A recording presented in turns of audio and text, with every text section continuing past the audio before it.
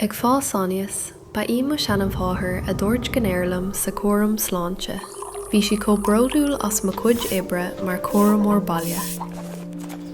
Ba vinnic a dúirt mo sean bháthair, go mbíonn an bras itir an saol seo agus an céad saol eile níos tanaí ag grúlar an gheimhreadh, agus b'éidir gurbééis sin an fág go mraithin gach rud níos congraí Nollaig, na daoine a raibh grá a gcuin dóibh, na hátainna ina munan orgraí. Agus ceapam go raibh sí ceart, mar nuair a hitan an solas mar is ceart, feicim í fós.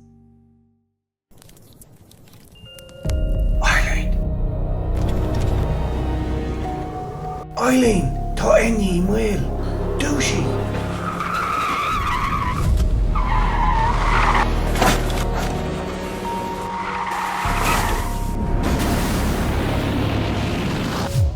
Eibhlín! Enya!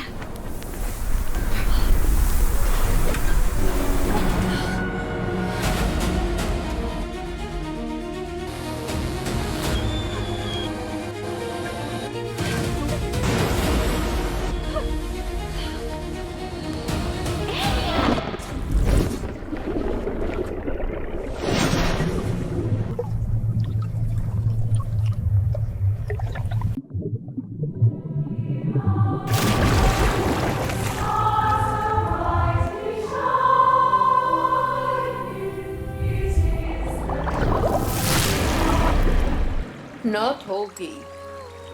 A hÉireann, cowrí linn.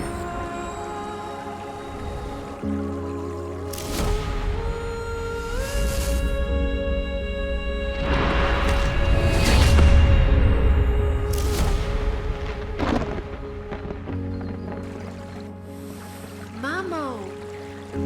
Chomhar Creidmheasa, Mamó!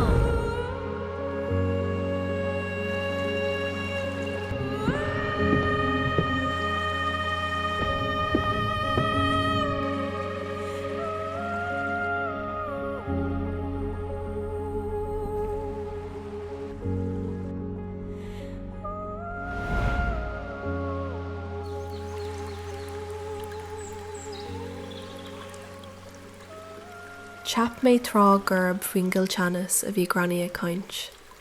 Faoin brath a bheith ag éirí níos tunaí sa geimhreadh, ach in nóiríre is faoin grá atá sé. Fanann an grá tríd an brath. Agus madinneacha áirithe nuair a hitan an solas mar is ceart, feicim í fós. Ach anois tá is agam, tá sí a bhaile.